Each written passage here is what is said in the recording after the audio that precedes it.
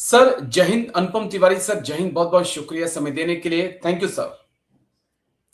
जय हिंद राजेश जी, आपका भी बहुत बहुत शुक्रिया। आपको और आपके तमाम दर्शकों को मेरा नमस्कार।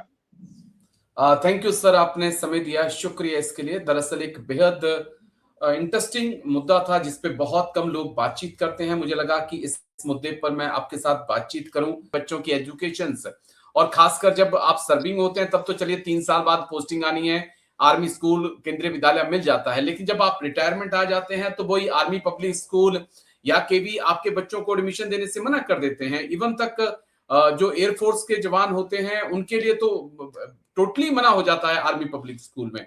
और हम जैसे, मैं खुद गया अपने बेटे की एडमिशन के लिए तो मुझे तक मना कर दिया गया कि एडमिशन नहीं मिलेगी। तो ये भी एक राजेश नया मैं चैलेंज है। राजेश राजेश मैं भी भोगी हूँ इस चीज का। मेरे भी दो बच्चे हैं। एक बच्चे का आर्मी स्कूल में स्टडी हुआ इंटरमीडिएट तक, और दूसरे बच्चे का इसलिए नहीं हुआ क्योंकि मैं रिटायर हो चुका था। अब मैंने ये भी कहा कि भाई एक बच्चा तो आपके यहाँ पढ़ ही रहा है, तो अब दोनों बच्चों को एक साथ कर लीजिए। बोलो ना, नहीं नहीं लिया। एक तो मेरे साथ वही टैग लग गया, एक तो एयरफोर्स का है, ऊपर से रिटायर्ड है, तो आर्मी पब्लिक स्कूल में जा ही नहीं सकता है।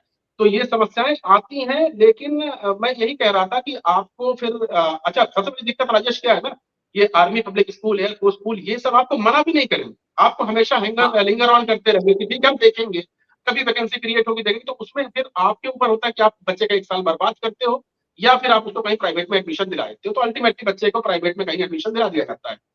तो ये सब समस्याएं तो हैं और इनसे जूझना पड़ेगा आपको। इसीलिए मैं बार बार तो कहता हूँ, क्योंकि मैं फाइनेंशियल सेक्टर में हूँ, तो मैं कहता हूँ सबसे पहला काम आप ये कीजिए कि आपका जो फंड है, जो आप सर्विस से लेके आ रहे हो, उसको डाइवर्सिफाई कीजिए। आप उसको इस तरह से इन्वेस्ट करिए, सारे पैसे की जाके जमीन मत खरीद लीजिए। मैं सबको बताता हूँ, हमारे फौजियों की जो एक बड़ा तगड़ा ऑब्सेशन होता है कि हम पैसा लेके आ रहे हैं, उसकी जाकर के हमने कहीं जमीन खरीद ली, ये सोच करके कि इस जमीन का तो वैल्यू बढ़ेगा ही। अरे भाई, जमीन का वैल्यू तब बढ़ेगा ना जब आप उसको बेचोगे। आप आज खरीदे कल बेचने नहीं जा रहे हैं। तो आप उस फंड को इस तरह डाइवर्सिफाई कीजिए कि आपके कुछ ना कुछ महीने का इनकम वहां से आता रहे, उसके ब्याज से मिलता रहे, और उससे आप अपनी रोजमर्रा की खर्चे, बच्चों की पढ़ाई, इन सब चीजों को कुछ ना कुछ हद तक फुलफिल कर सको। पूरा नहीं कर पाओगे आप, मुझे पता है, लेकिन कुछ हद तक फुलफिल कर सकते हो। तो फंड का डाइवर्सिफिकेशन, उसके बारे में आपको नॉलेज होना चाहिए। आप पैसा कहाँ लगा रहे हो, आप कैसे उसको पैसे को इन्वेस्ट कर रहे हो, कैसे आपको रेगुलर इनकम चाहिए उस पैसे से, कैसे आपको एनुअल इनकम चाहिए उस पैसे से। तो ये सब चीजें आपको प्लान करनी पड़ती है, और हमारे फौजी भाई दुर्भाग्य से इसी प्लानिंग में गड़बड़ा जाते हैं। इसी प्लानिंग को वो कर नहीं पाते और बाद में उनको समस्याएं आती हैं। जैसे मैंने कहा ना उदाहरण, सारा पैसा मिला, 20 लाख, 25 लाख, 30 लाख रुपए, जाके उसकी जमीन खरीद ली। अब वो जमीन खरीद के आपने वो सारा पैसा वहां पे फंसा दिया। आप बस मन में सोच के खुश हो रहे हैं कि अरे वाह, मेरी जमीन का पैसा दुगना हो रहा है। अरे भाई, दुगना कहाँ हो रहा है? जब आप बेचोगे तब दुगना होगा। आपको हर महीने पैसा चाहिए, आपने जमीन आपकी 10 साल बाद दुगना रेट देगी। तो उससे क्या फायदा है? उससे बेहतर है कि आप एक छोटी जमीन खरीदे, वो एक इन्वेस्टमेंट हो गया। उसके साथ आप कुछ पैसा म्यूचुअल फंड में लगाइए, कुछ की एफडी कर दीजिए, कुछ ऐसी स्कीम्स में लगाइए जिससे आपको मंथली इनकम होती रहे ब्याज से। तो इस तरह से आप फंड्स को डाइवर्सिफाई करेंगे ना, तो आप देखेंगे आपका रोजमर्रा का जीवन सही चलेगा, और उससे आप फिर अपनी शिक्षा और बच्चों की शिक्षा, इन सब के बारे में आप सोच सकते हैं। तो मैं ये एक नॉलेज होना बहुत आवश्यक है।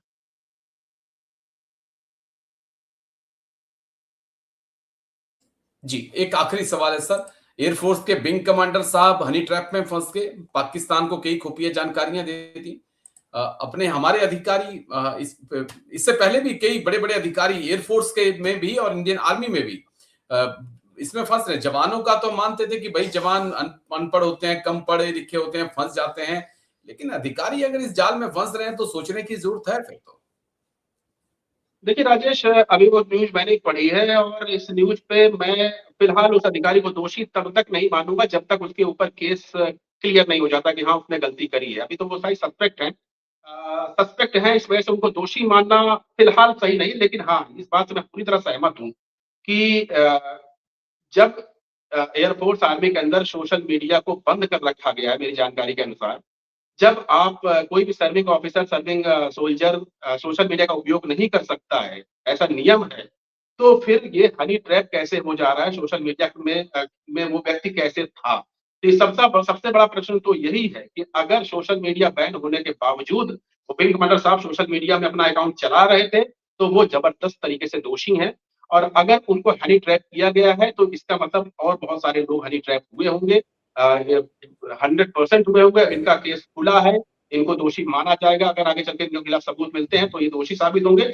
इससे आंखें खुलनी चाहिए हमारे डिफेंस सेगमेंट की, कि आखिर हो क्या रहा है। आप किसी जवान को या किसी सिपाही को या किसी एयरमैन को सीमैन को आप उठा करके बाहर तुरंत फेंक देते हैं, लेकिन कहाँ तक बात घुस गई है कि आपके ऑफिसर, वो भी विंग कमांडर लेवल का, यानी कि लेफ्टिनेंट कर्नल लेवल का एक आदमी अगर अगर वो हनी ट्रैप में फंस रहा है, तो ये बहुत ही चिंताजनक स्थिति है। और वो भी तब जबकि इतनी जबरदस्त मॉनिटरिंग हो रही है, वो भी तब जबकि इतने सुरक्षा के कड़े इंतजाम किए जा रहे हैं। तो इस व्यक्ति की तमाम जानकारियां जुटाई जानी चाहिए, इसके सारे कॉल डिटेल्स निकाले जाने चाहिए, और इस व्यक्ति का संपर्क किन किन लोगों से था, वो किस स्क्वाड्रन में, किस विभाग में, कहाँ पर काम कर रहा था, वो सब चीजें निकालनी पड़ेगी। क्योंकि ये बहुत ही खेदजनक भी है और चिंताजनक भी है, और भारतीय सेना इस चीज को टॉलरेट नहीं कर सकती है कि अगर इस लेवल पर सिस्टम सड़ चुका है, तो भारतीय सेना किस तरफ जा रही है, कोई अब कल्पना भी नहीं कर सकता।